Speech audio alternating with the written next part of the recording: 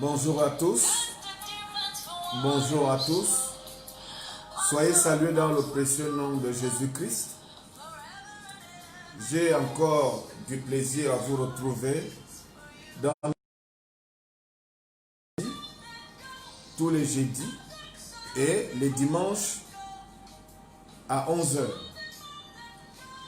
Un grand plaisir de vous retrouver pour partager. C'est pour moi un honneur, une raison, un devoir et même une nécessité. Car la Bible dit, si j'annonce l'évangile, ce n'est pas un sujet de gloire, mais la nécessité m'en est imposée. Et malheur à moi si je n'annonce pas l'évangile. Donc je voudrais donc sortir du malheur et faire ma responsabilité, annoncer l'évangile.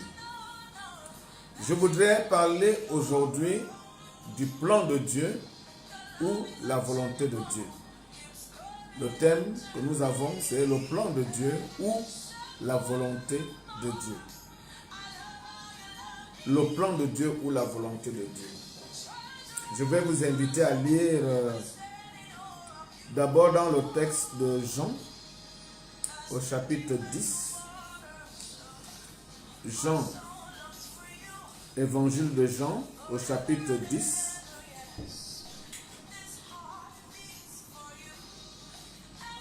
Voilà, si vous avez vos Bibles, ouvrez l'évangile de Jean. Nous allons dans son chapitre 10. Voilà, nous y sommes. Nous lisons ensemble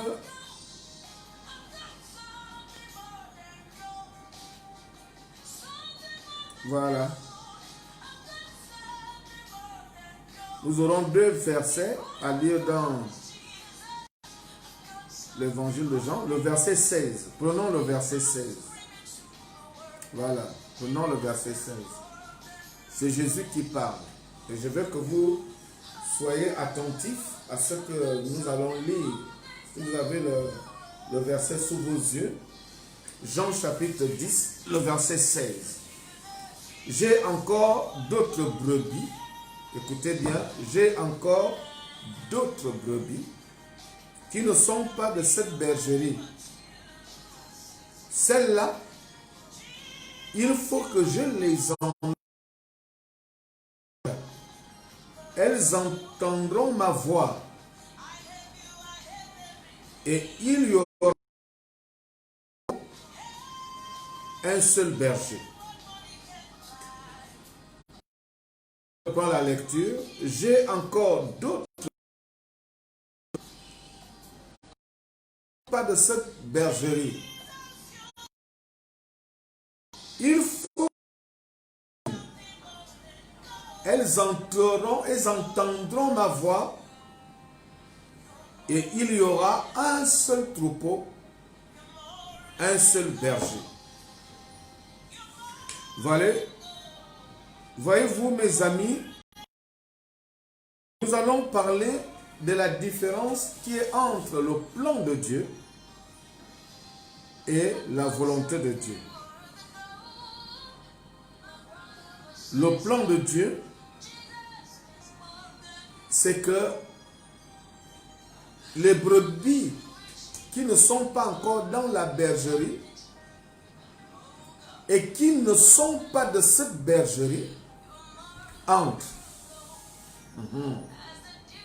Vous savez que nous sommes des branches greffées. Nous les païens, nous sommes des branches greffées à Israël. Jésus parle là, il est en Israël, au milieu de ses frères, les Juifs, le peuple élu. Voilà pourquoi il leur dit, vous êtes mes brebis, d'accord, mais j'ai encore Dieu parce qu'il a pensé à nous. Il a pensé à nous, sinon nous serions restés dans les ténèbres. Les gens pensaient que les choses commençaient en Israël et terminaient en Israël. Mais Jésus avait un plan. Voilà pourquoi je parle du plan de Dieu. Je veux que tu comprennes que Dieu ne travaille pas vaille que vaille. Dieu a un plan. Jésus avait un plan. Il dit ceci: j'ai encore d'autres brebis. Ces brebis-là ne sont pas de cette bergerie. Elles n'appartiennent pas à cette bergerie. Elles ne sont pas encore dans cette bergerie. Il y a déjà une bergerie. Il y a déjà une bergerie. Mais les brebis dont je parle ne sont pas encore dans cette bergerie-là. Elles ne sont pas encore dans la bergerie. Je dois aller les chercher. C'est ça son plan. Je dois aller les chercher. Il dit comment il va aller les chercher. Écoutez bien attentivement. La manière dont il va chercher ces brebis-là.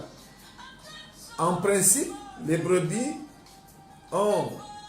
Il y a 3 systèmes pour diriger les brebis. Il y a la houlette et le bâton. Le bâton, c'est pour les discipliner. La houlette, c'est comme un bâton aussi. Mais la différence, c'est qu'au bout de ce bâton, il y a comme une sorte d'éponge. Que lorsque vous les frappez, ou bien vous les poussez, les brebis ne se vous corrige. Et Dieu nous dirige avec sa houlette, mais il ne nous blesse pas. Il ne nous fait pas mal. Il ne nous détruit pas. Mais il nous discipline de manière à ce que nous soyons sauvés. David a parlé de cette houlette. Il dit, ta houlette et ton bâton me rassurent. Les instruments directeurs de Dieu, les instruments de discipline de Dieu ne sont pas des instruments de perdition. Il a dit, cela me rassure. Ta discipline, ta houlette et ton bâton me rassurent. Tu dresses une table en face de mes adversaires et ma coupe déborde. Jésus dit que mes brebis, il y a encore d'autres brebis. Donc, il y a le bâton, il y a la houlette. Il y a un autre système pour la brebis. C'est la voix du berger. Ah, ça, c'est très important. C'est la voix du berger. Il dit, elles entendront ma voix. Les brebis entendront ma voix. Je veux que tous ceux qui sont engagés très sincèrement dans le salut des âmes m'écoutent. Que tous ceux qui sont engagés et qui croient que nous avons une lourde responsabilité, c'est celle de sauver les âmes. Que ceux-là m'écoutent attentivement parce que c'est à vous que je m'adresse. À ceux qui sont préoccupés par le salut des nations. Jésus dit, j'ai encore d'autres brebis qui ne sont pas de cette bergerie. Il y a donc une bergerie dans laquelle les brebis, toutes les brebis n'étaient pas. Mais Jésus avait la préoccupation d'aller au-delà de cette bergerie pour aller chercher les brebis qui sont perdues. Il y a un verset qui dit qu'il va chercher les brebis perdues de la maison d'Israël. Il donne même une autre illustration. Il dit ceci. Il dit qu'un homme qui avait 100 brebis avait perdu une. Et il a laissé les 99 brebis pour aller à la recherche de celles qui étaient perdues. Donc le Seigneur se préoccupe des brebis perdues. Je voudrais que les missionnaires m'écoutent et soient fortifiés. Je sais que beaucoup de missionnaires sont en train de travailler. Beaucoup de missionnaires sont en train de se battre pour le salut des âmes. Peut-être que le temps de découragement arrive, les persécutions et toutes les difficultés qu'on rencontre sur le champ missionnaire. Je voudrais vous encourager aujourd'hui pour vous dire, c'est exactement ça le plan de Dieu. Dieu n'a pas un autre plan que cela. Je voudrais que les églises, n'est-ce pas, affectionnent le véritable plan de Dieu. Les gens s'attachent au salut des nations. Quand je parle du salut des nations, le salut économique et social des nations. croyez-moi, les nations ne seront point sauvées ni sur le plan économique, ni sur le plan social, ni sur le plan sanitaire, etc. La Bible est claire. Les derniers jours vont être difficiles. La Bible parle des temps difficiles dans les derniers jours. Nous avons d'ailleurs aujourd'hui tous ces fléaux. Et les chrétiens, nous devons cesser d'être trop surnaturels. Nous devons être réalistes. Je vais vous dire pourquoi je dis cela. La Bible dit que dans les derniers temps, il y aura des épidémies, des fléaux qui vont s'abattre sur la terre. Il y aura beaucoup de fléaux. Et nous avons l'impression que ce sont des fléaux miraculeux, que Dieu va envoyer des miracles bizarres où une pluie de 200 jours se met à tomber, les grenouilles comme à le temps de l'Égypte. Ne vous attendez pas à de tels fléaux. Ce n'est pas les fléaux dont la Bible parle. Les fléaux qui vont s'abattre sur la terre sont exactement des fléaux naturels. Ce sont des fléaux naturels. Ce n'est pas des fléaux surnaturels. Pourquoi ces fléaux sont naturels? Ces fléaux ne sont pas des actes miraculeux que Dieu va envoyer sur la terre pour juger la terre. Dieu en est tout à fait capable. Mais ce n'est pas ce que Dieu va faire.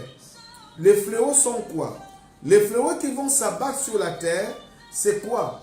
C'est dû à quoi? Je vais dire. Les fléaux qui vont s'abattre sur la terre sont dus simplement à la mauvaise gestion de l'homme de la terre. L'homme gère mal le patrimoine que Dieu lui a donné. L'homme a placé en avant l'égoïsme, la cupidité, la méchanceté. C'est ce qui crée les fléaux que nous avons. Par exemple, sur le plan économique, qu'est-ce qui crée les problèmes que nous avons? Pourquoi il y a des famines? Les famines sont dues à la mauvaise gestion économique, n'est-ce pas, et naturelle de la vie. Sur le plan naturel, nous avons fait quoi? Nous avons gaspillé la nature au point d'être un trouble pour notre écosystème. Nous avons percé la couche d'ozone à cause de la cupidité, à cause de la luxure, à cause comment on appellerait ça, de l'opulence.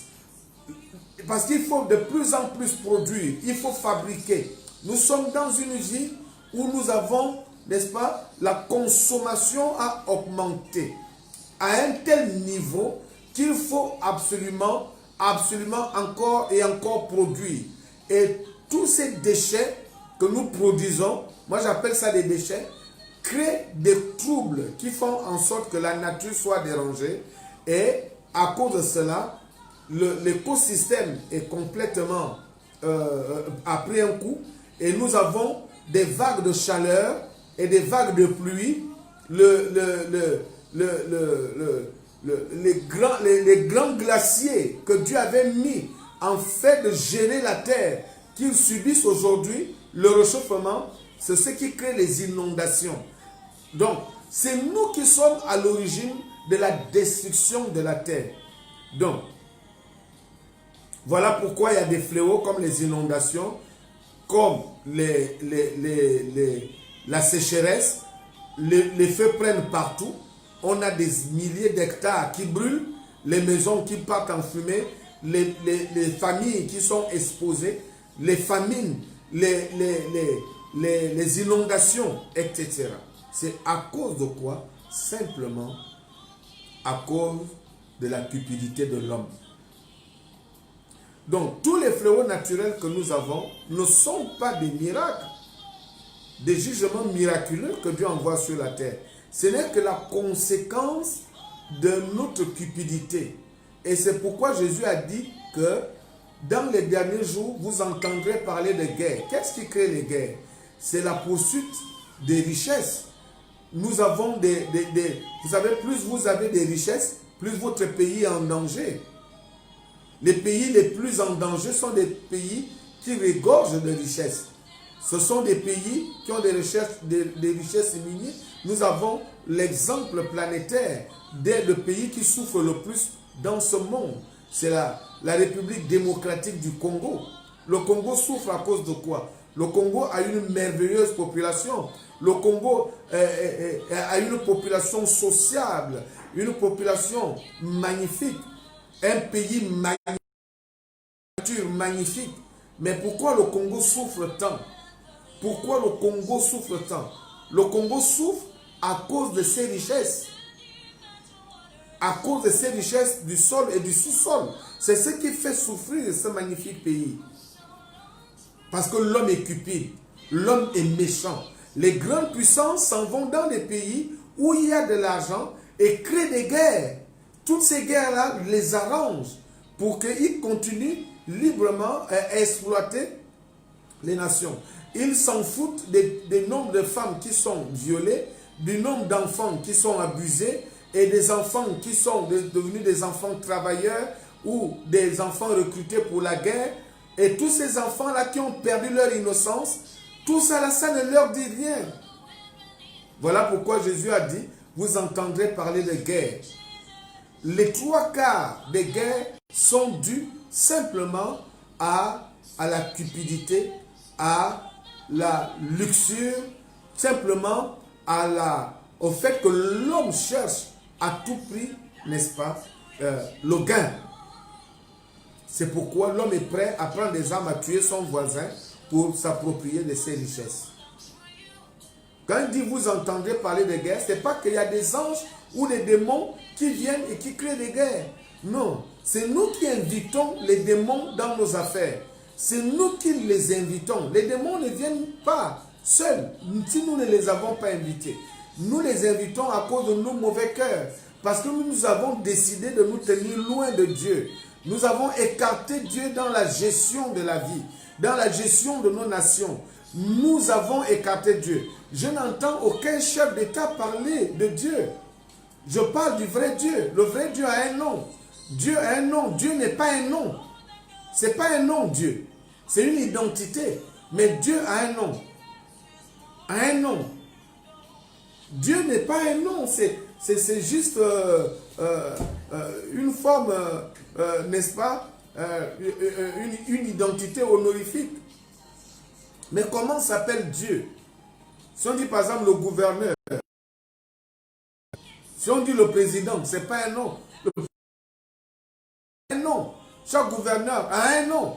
Chaque directeur d'entreprise a un nom. Chaque président fondateur a un nom. Mais quel est le nom de Dieu?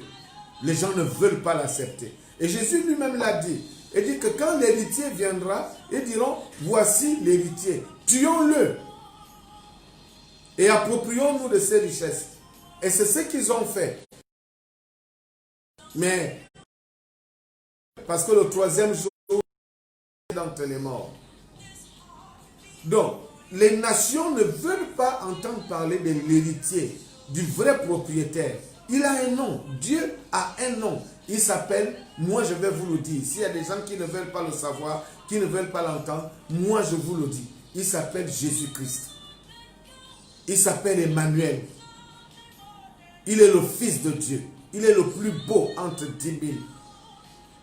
Ses pieds sont comme du marbre blanc, planté dans des socles en or. Ses dents sont comme un troupeau de brebis sur les flancs des rochers. Ses yeux sont comme des flammes de feu. Ses cheveux sont blancs comme la laine, comme la neige. Et son visage brille comme le soleil lorsqu'il brille dans toute sa splendeur. Il a un nom, notre Dieu. Il a un nom. Dieu a un nom. Donc, et il a pensé à nous, que son nom soit glorifié. Donc, retenez que s'il y a des fléaux sur la terre, ce n'est pas parce que Dieu envoie des miracles, il utilise les anges ou les démons pour dire gaspiller la terre. Non, les fléaux sont dus simplement parce que l'homme brille par son égoïsme. Lorsqu'un président fait la campagne, il il est proche du peuple. Il dit, je serai là pour le peuple. Je suis là pour le peuple. Je pense au peuple. J'aime le peuple. Il mange avec le peuple. Mais dès qu'on le fait asseoir sur le fauteuil présidentiel, il oublie le peuple. Il devient le Dieu du peuple. Il devient le juge du peuple. Il devient le méchant du peuple. Il devient le criminel du peuple. Dieu a un nom. Il s'appelle Jésus-Christ. Donc, sont simplement dus au mauvais cœur de l'homme. Alors, le plan de Dieu, c'est de quoi? C'est d'aller chercher les brebis perdues pour les ramener dans la bergerie. Et pourquoi il dit? Il y aura un seul troupeau, une seule bergerie et un seul berger. Il n'y en aura pas deux.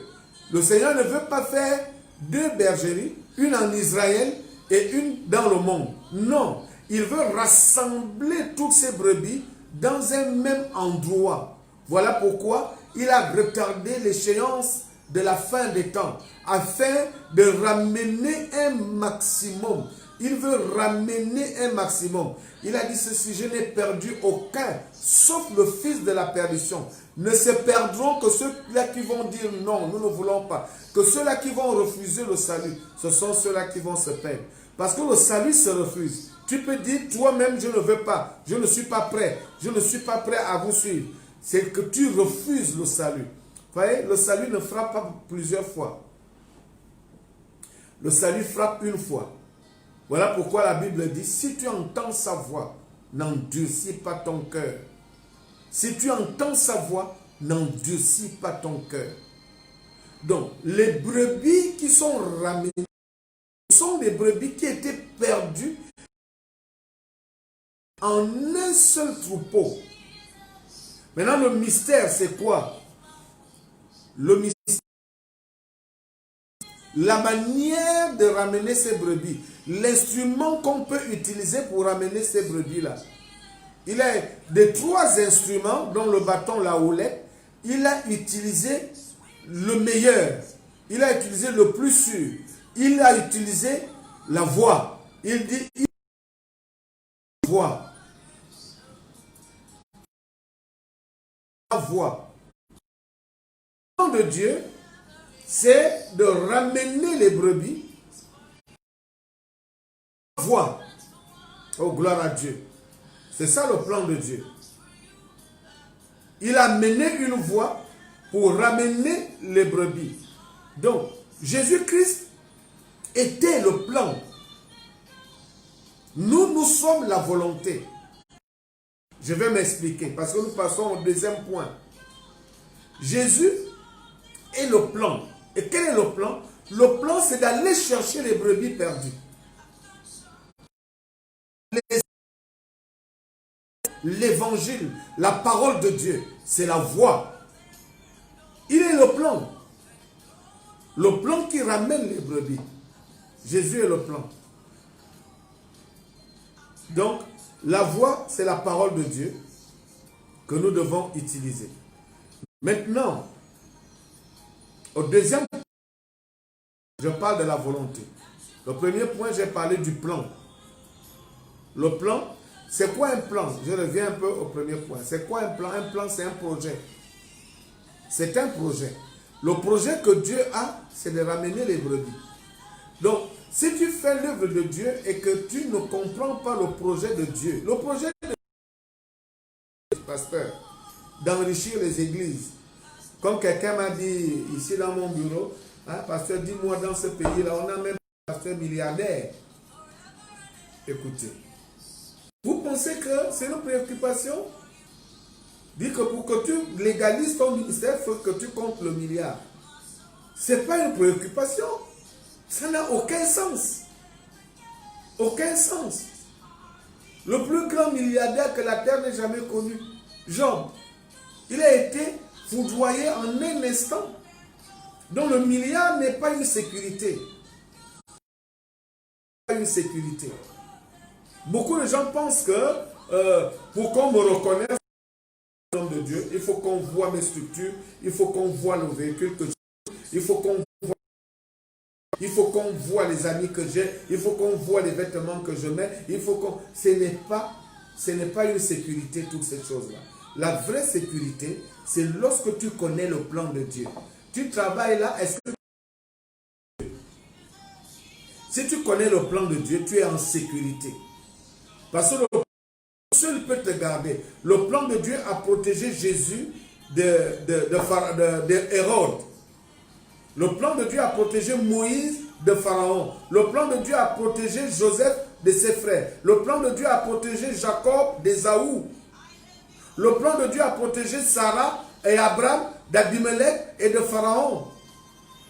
Le plan de Dieu est protecteur. Quand tu comprends le plan de Dieu, tu es protégé. La protection n'est pas dans ta banque. La protection n'est pas dans ton compte. La protection n'est pas dans ton coffre-fort. La vraie protection, je te le dis aujourd'hui, et tu sais que je dis vrai, c'est le plan de Dieu. Si tu ne le connais pas, nous connaissons un multimilliardaire dans la Bible. Il s'appelait Nabal, le mari d'Abigaël. Lorsque David arrive auprès de lui, David incarnait le plan de Dieu. David a faim. Il envoie des émissaires. Dit à Nabal, l'homme le plus riche de la ville. Dieu l'avait enrichi pour nourrir David. Il y a des gens qui ne savent pas que leur richesse a un objectif. Et quand tu utilises tes biens pour autre chose, tu n'es pas loin de la crise cardiaque. Tu n'es pas loin des problèmes. Tu n'es pas loin de... Tu dois connaître pourquoi Dieu t'a permis de gagner ce contrat. Pourquoi Dieu t'a permis d'être béni. Pourquoi Dieu t'a permis d'être enrichi. Ce n'est pas pour que tu t'achètes les derniers cris de voiture. C'est ridicule de remplir son parc automobile de derniers cris de voiture. Toi, tu ne vois pas que tu es ridicule. La dernière Lamborghini, la dernière Maserati, la dernière machin. Tu fais le concours avec qui? Dans quelques temps, tu seras 6 mètres sous terre. Tu fais le concours avec qui? Tu dois comprendre que Dieu t'a enrichi pour un plan. Tu dois connaître, comprendre le plan de Dieu. Quel est le plan de Dieu dans ta vie? Pour parvenu par rapport à ton voisin qui est mort avant, par rapport à ton voisin qui est handicapé, par rapport à ton collègue de classe qui n'a pas pu parvenir, par rapport à tel. Mais toi, Dieu t'a ouvert la porte pour que tu sois là. C'est que tu dois d'abord chercher le plan de Dieu. Nabal ne savait pas qu'il était enrichi parce que David allait venir avec son armée pour être nourri. Le futur roi d'Israël, l'homme que Dieu a installé au trône, est venu vers Nabal. Et il a envoyé les émissaires demander à manger. Et mais Nabal a dit, qui est le fils d'Isaïe? Au lieu de dire qui est loin de Dieu, mais Nabal dit, qui est le fils d'Isaïe? Il ramène David à un fils d'homme. Il parle du père de David. Il méprise le père de David.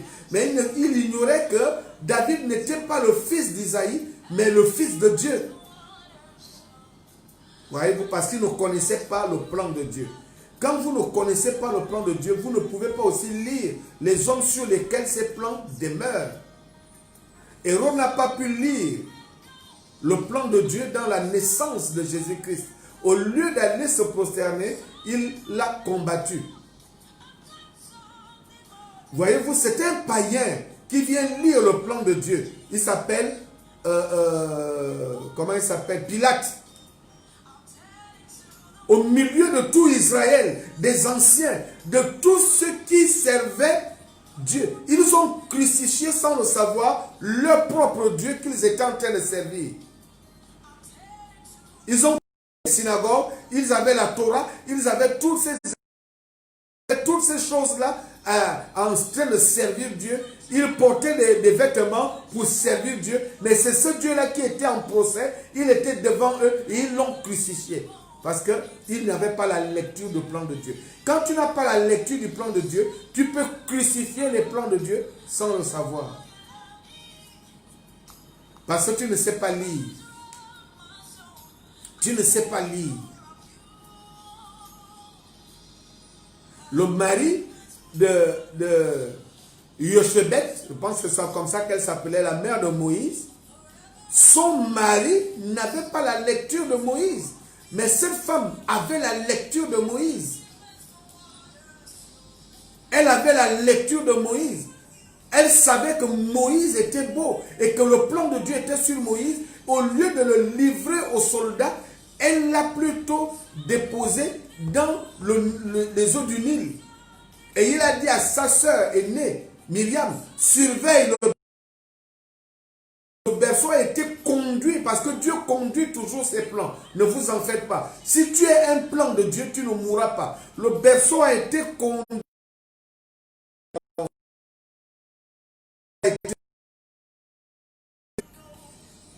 dans la maison jusqu'à ce que le terme arrive.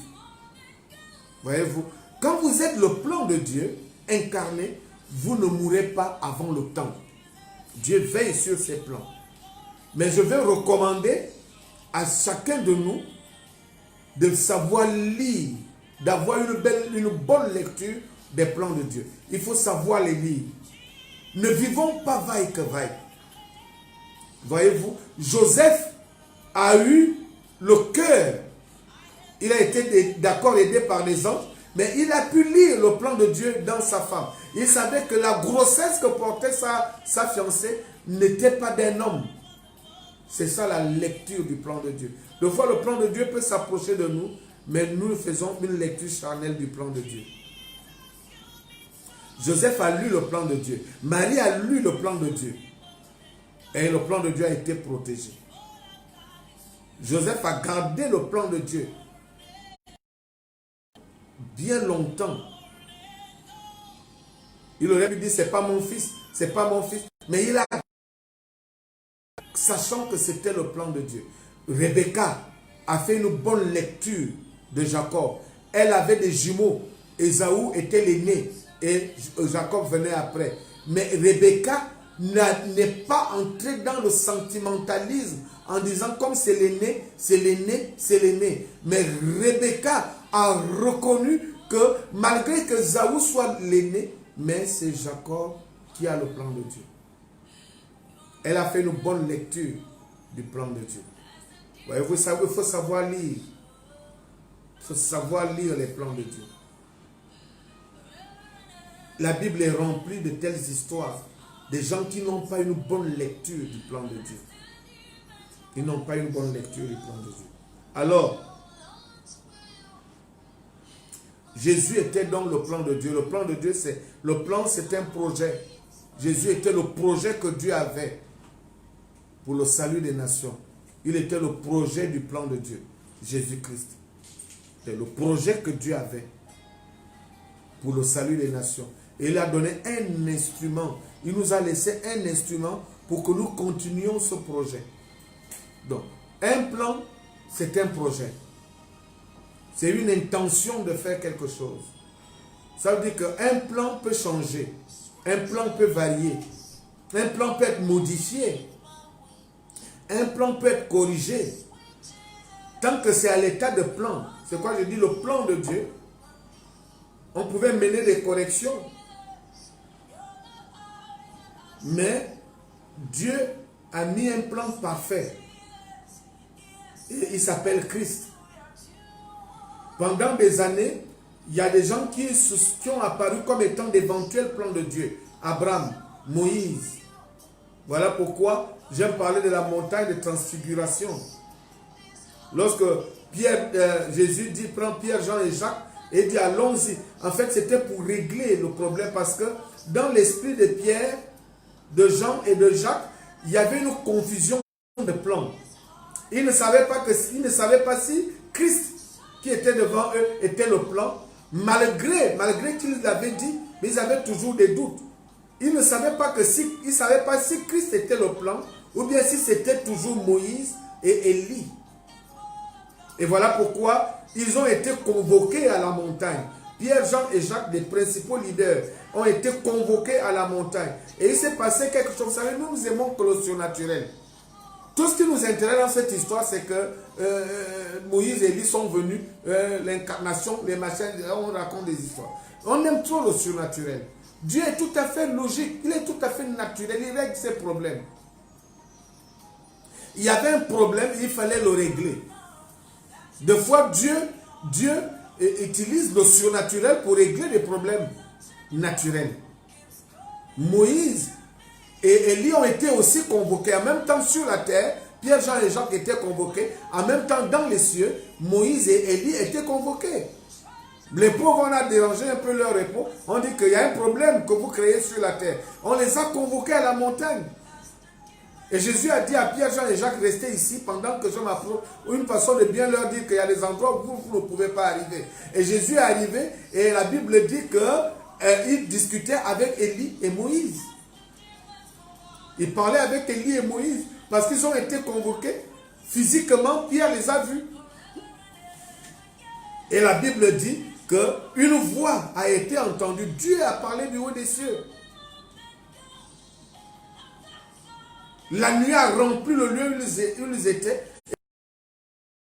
Et mon fils bien-aimé, en qui j'ai mis toute mon affection. Et Jésus était resté seul. Moïse et Élie ont été enlevés immédiatement. Dieu voulait montrer que la voix qui parlait ne concernait ni Élie ni Moïse, mais c'était Christ qui était le plan parfait. Donc Dieu a corrigé tous les plans. Il a corrigé le plan en Abraham, il a corrigé le plan en David, il a corrigé le plan en Isaac, il a corrigé le plan en Jacob, il a corrigé tous ses plans jusqu'à ce qu'il a envoyé le plan parfait qui s'appelle Christ. Et ces plans, ce n'est pas l'enrichissement des églises, l'enrichissement des pasteurs, la nourriture abondante dans les nations, la démocratie dans les nations. Nous prions que pour de telles choses. Le Seigneur enlève les mauvais dirigeants, met les bons dirigeants et tout ça. Nous nous occupons des choses qui n'ont pas beaucoup de valeur. Le plan de Dieu, tu dois aujourd'hui décider de faire partie du plan de Dieu. Et je vais te dire une chose, le plan de Dieu, c'est le salut des nations. Le salut des âmes. Est-ce que dans ton ministère, dans ton programme, tu as le programme du salut des âmes? Qu'est-ce que tu vas faire cette année pour que les âmes soient gagnées, que les gens soient baptisés, qu'un grand nombre de personnes écoutent l'évangile, que tu sois apôtre, prophète, pasteur, bishop, docteur, évangéliste? Est-ce que tu as un programme de salut des âmes véritable? Pas un programme d'adhésion dans les églises, mais un programme du salut des âmes, de conversion des âmes, de baptême du Saint-Esprit. Dieu a un plan. Je veux que si ce message te touche, tu corriges la direction que tu avais déjà prise et que tu reviennes au plan parfait de Dieu. Christ est le plan de Dieu. Il est le projet que Dieu a mis en place pour le salut des nations. Donc dans mon deuxième point, je parle de la volonté. La volonté. C'est quoi la volonté? La volonté, c'est la capacité de réaliser un projet. Je vais parler ça comme ça. Je ne sais pas si dans vos explications, c'est dit la même chose. Mais la volonté, c'est beaucoup plus que le plan. La volonté, c'est que tu as la volonté, tu as la passion. Ouais, on dit que la volonté, c'est une passion. Tu as la passion, tu as la décision. Tu as pris la décision de réaliser ce projet-là. C'est-à-dire que tu as fini ton plan et tu l'as agréé. Tu dis seulement, tu prends les maçons et tu, allez, réalisez-moi ce plan-là, je veux clé en main. Combien? 1 million de dollars. Tenez, et réalisez-moi le plan. Combien de temps? Tant de temps. Tu t'en vas, tu oublies, tu ne fais plus de... Fais ton plan et tu viens seulement pour prendre tes clés. Le Seigneur veut qu'on lui donne les clés. Voyez-vous, Jésus est le plan, mais Dieu nous fait grâce d'être la volonté, d'être ceux qui exécutent ce plan-là. Nous sommes ceux qui exécutent le plan.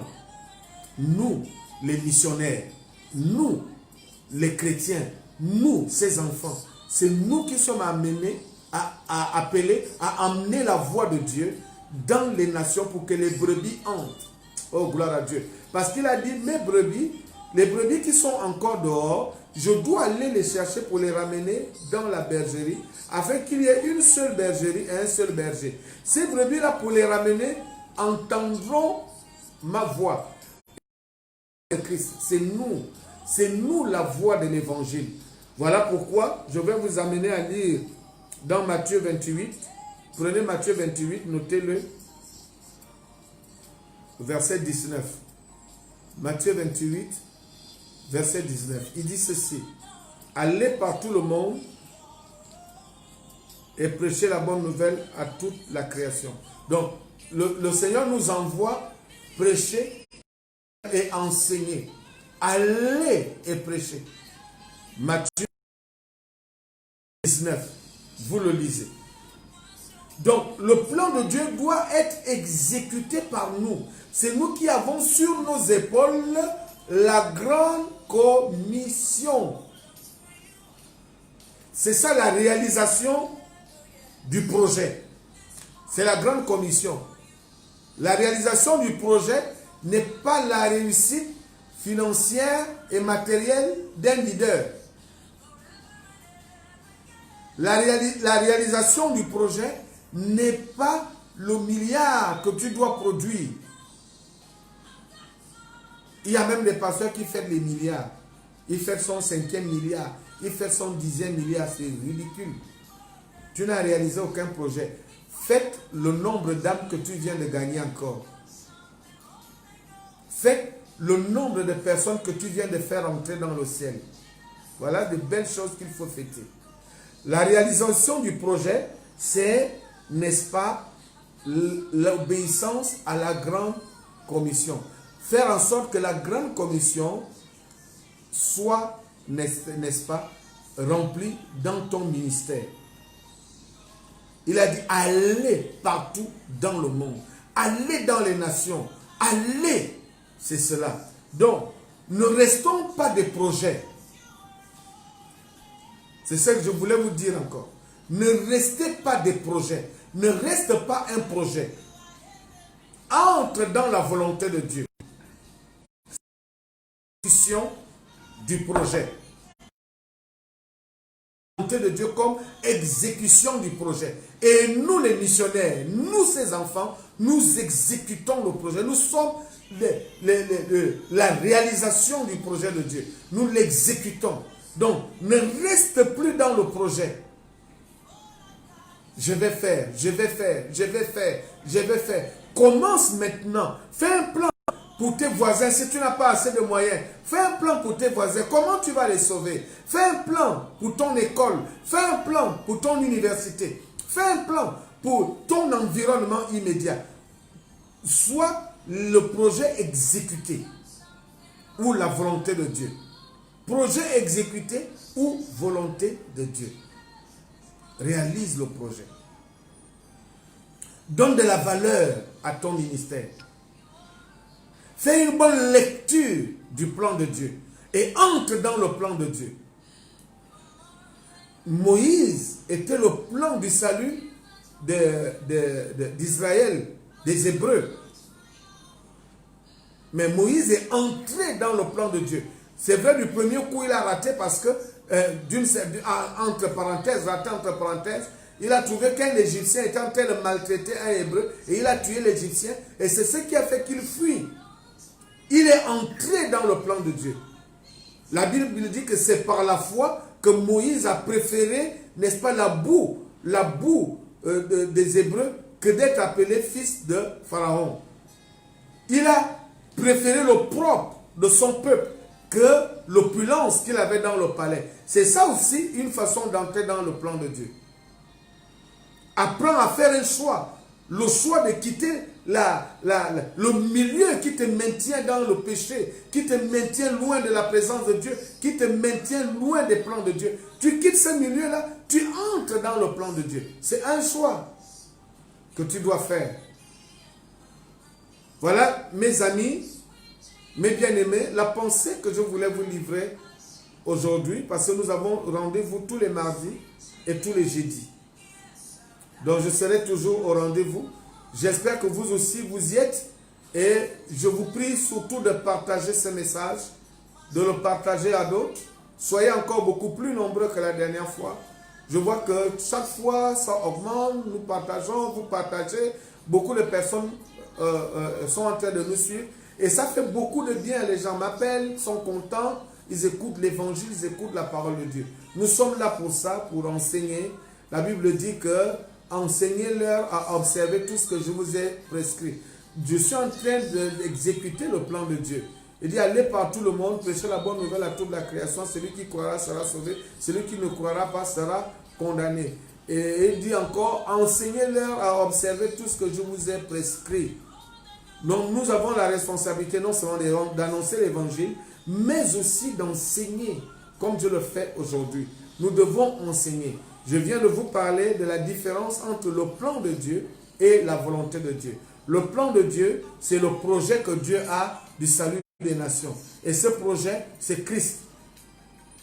Et la volonté de Dieu, c'est nous qu'il a placé dans la grande commission. Il nous a mis dans la grande commission pour que nous exécutions ces choses. Voilà pourquoi Jésus a dit, vous ferez de plus grandes choses que moi.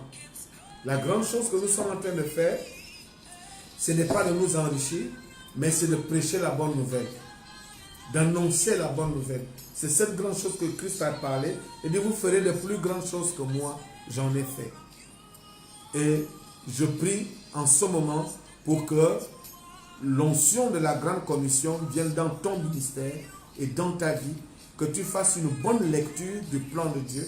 Je prophétise cela maintenant dans ta vie, au nom puissant de Nazareth, que ton ministère reçoive l'impactation, n'est-ce pas, et t'emmène à comprendre le plan de Dieu, à être dans le plan de Dieu, à accepter le plan de Dieu, à faire une bonne lecture du plan de Dieu, que l'Esprit de Dieu t'aide à ne pas tuer les plans de Dieu qui viennent à toi, ou plutôt à les conduire jusqu'à bon port.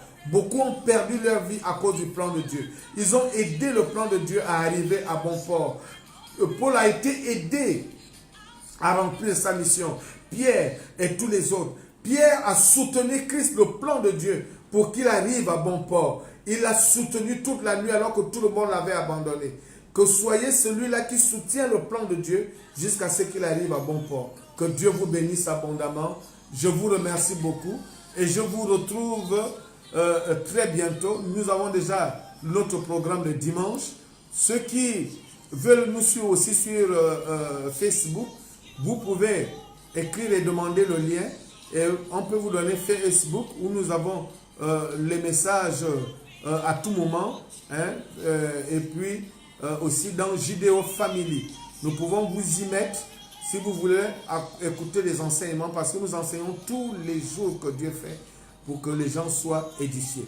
Que Dieu vous bénisse. Il suffit d'écrire pour que nous puissions vous mettre en contact avec toutes ces structures que je viens de citer. Merci beaucoup. Que Dieu vous bénisse. À bientôt.